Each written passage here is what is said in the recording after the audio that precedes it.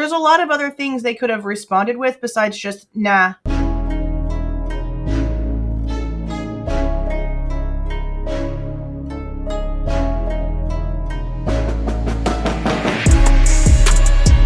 Hey guys, this is Jules with True Crime Reactions.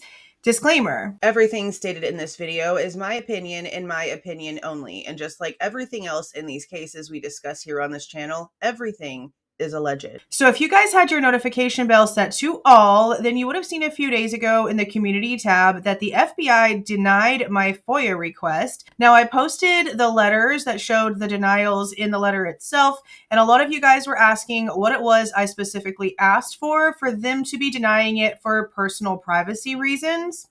Let's go ahead and take a look at what I asked for, go over the letters that they sent me, and look into the actual codes that they are claiming that they're denying this for. Now, if you've been here for a while, you know that I send in pretty detailed submissions for FOIAs, so the length of this shouldn't surprise you guys. Now, it is separated out the way that it is because they have this template letter, and I took the majority of the format from that, but everything else is, of course, my wording. This is a request under the Freedom of Information Act. Date range of request, 11/13/22 to current day. Description of request. I am requesting any and all records related to the 1122 King Road homicides pertaining to the arrest of Bryan Kohberger. All communications pertaining to this arrest, including recorded phone calls. All DNA information pertaining to the match found from the profile created from the knife sheath found on the third floor of 1122 King Road, according to public records on the case of interest site for the state of Idaho. The FBI worked on the criminal profile of the potential suspect early on, identified the car considered suspect vehicle 1, found Kohberger via genetic matching on internet portals after finishing up the creation of the profile to run, worked on cell data location analysis, and served several search warrants for the case, investigation, and the grand jury, along with interviewed witnesses and potential leads, and family members and associates of Bryan Kohberger and the victims. Victims' names are Kaylee Goncalves, Maddie Mogen, Xana Kernodle, and Ethan Chapin. Any interview recordings or body cam footage from agents who were on the ground at the time of arrest in Pennsylvania is also being requested. I understand that other requests are being sent for processing, and there is a fee associated with this information. Please include in your response if there is information becoming public soon at the release of the FBI regarding this case to match what the other agencies are doing in way of transparency. Now, I submitted that on September the 25th of 2025. They responded to me on October 2nd. Both of these came in to me in an email on October 2nd with a link to both and a security key to put in and a 48-hour time limit before the links and the codes would expire and I would have to request new ones. Now, the first one is from October the 1st. That's whenever it's actually dated. And this tells me that my request was received, that future correspondence about this would be provided to me via email, that my request for a public interest fee waiver is under consideration and that it would be considered, and that for the purpose of assessing any fees, they have determined that as an educational institution, non-commercial scientific institution, or representative of the news media, which is what they consider social media broadcasters, content creators, you will be charged an applicable duplication fee in accordance with this ruling in Code 552. So this looked like it was just something to tell me that it was pending, it was processing. It doesn't look, by reading this, like there's any issues, right? Now, mind you, these two came together. So I got the pending letter and the denial in the exact same email. This is the denial letter. This letter is in response to your FOIA request. The material responsive to your request is being withheld in full pursuant to U.S. Code 552 B6, B7C, and B7A. Now, I don't know why in the world C is before A, but okay. Let's go and take a look at B7A and B7C. They are down here already highlighted. Now, 7 says, records for information compiled for law enforcement purposes, but only to the extent that the production of such law enforcement records or information A, could reasonably be expected to interfere with enforcement proceedings, and C, could reasonably be expected to constitute an unwarranted invasion of personal privacy. Now, I circled B because they did not mention it, but I want to talk about it because they didn't mention it, while also mentioning that there are enforcement proceedings happening as one of the rules they're citing for why I can't get information on this investigation. B says, would deprive a person of a right to a fair trial or an impartial adjudication.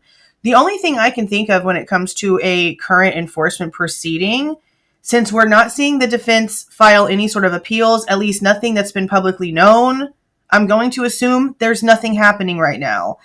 The only other thing that is happening in way of this actual investigation is the leak. But with them not mentioning a fair trial or an impartial adjudication, wouldn't that also give the impression that if it is the leak investigation, then whoever's responsible is not going to be punished, not going to be put, in jail or anything the way that they're supposed to whenever this kind of thing happens? I mean, we saw it in Delphi. That dude got arrested. So what are we supposed to think whenever one is being mentioned and the other one is not? I don't know. Now, as you can see, they also mentioned B6, and that one is right above B7, and it says personnel and medical files and similar files, the disclosure of which would constitute a clearly unwarranted invasion of personal privacy. I'm not asking for personnel files. I'm asking for your investigative files for what y'all did when it comes to everything.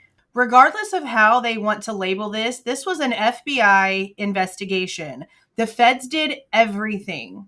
There was a federal agent at the crime scene before Chief Fry was even back in town. They ended up talking the very next day on Monday, and the way that the interview that Chief Fry gave James Patterson for his book makes it seem, he was thinking about calling in the feds after having a conversation with somebody else about possibly needing more help than just ISP, and then magically this federal agent that, again, was at the crime scene the day before the chief even got back into town, magically appeared in his doorway.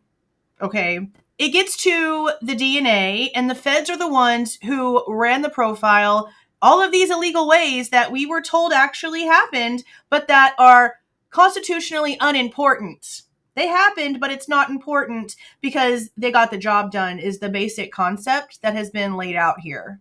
They also helped orchestrate everything from there on. They're the ones responsible for the cell phone data analysis for the state. They're the ones responsible for the car information when it comes to the make and model being correct by their experts that, again, had a completely different year. And still, even after Bryan Kohberger's arrest, whenever it was brought to their attention, the actual year of his Hyundai Elantra, weren't completely 100% on board with the shift. They still preferred what they originally stated over what they were being told to say.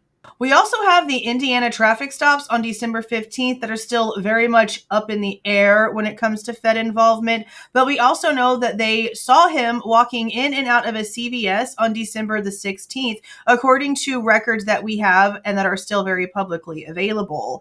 We also know that the FBI was there to talk to the Pennsylvania State Police, that they helped orchestrate his arrest, that when it comes to the inventory that was taken from the home, the Kohberger home in Pennsylvania, it says in the Pennsylvania reports to see the attached FBI documents. They're also the ones that did the forensic download on Kohberger's phone. They're also the ones who took the cheek swabs from him after his arrest. The FBI is responsible for every single aspect of this case. So for them to sit here and act like they can't send over anything because I'm asking for the DNA profile, you obviously know there's a million other things besides that you could send me. Now let's go on to the rest of it. The records on third-party individuals you requested are categorically denied pursuant to FOIA exemptions, the ones we just read. Please be advised that you have not sufficiently demonstrated that the public's interest in disclosure relating to the operations and activities of the government outweigh the personal privacy interest of an individual. While the existence of FBI records is acknowledged, the records are exempt from disclosure as processing these third-party records would constitute an unwarranted invasion of personal privacy. Additionally, the materials you requested is located in an investigative file which is exempt from disclosure pursuant to, again, 552B7A. And it gives the example and says again, about enforcement proceedings. The records responsive to your request are law enforcement records. There is a pending or prospective law enforcement proceeding relevant to these responsive records, and release of the information could reasonably be expected to interfere with enforcement proceedings. And then it just says for further information to see the explanation of exemptions, but that's what I've already been reading to you guys. So again, let's just break down what my thoughts are on the reasons for these denials. We have, again, a pending investigation, or we're supposed to still be having a pending investigation into the leaks for this case. And if you guys remember how that whole thing went down, the Dateline episode came out, but before the Dateline episode came out, Steve Goncalves, which is Kaylee Goncalves' father, came out and did 4 interviews where he gave out some of the information that ended up coming out in this Dateline episode. So somebody involved with the leak was also giving information to the Goncalveses. For the Goncalveses to have been the only ones involved in the leak, there wouldn't be a special investigation where there's a lot of responsibility on somebody actually very heavily involved in the investigation itself. Because again, we have to remember the way that Hippler originally responded to this situation. He came out and put all of the responsibility, all of the weight, all of the blame on the prosecuting agency. And that means they're experts, law enforcement with ISP, Moscow, technically the feds too. So when it comes to them saying personnel records are not reports written by agents that are working a case. So maybe this means that somebody from the FBI is maybe responsible for the leak, and that's why they're citing a rule about personnel records. Very possible.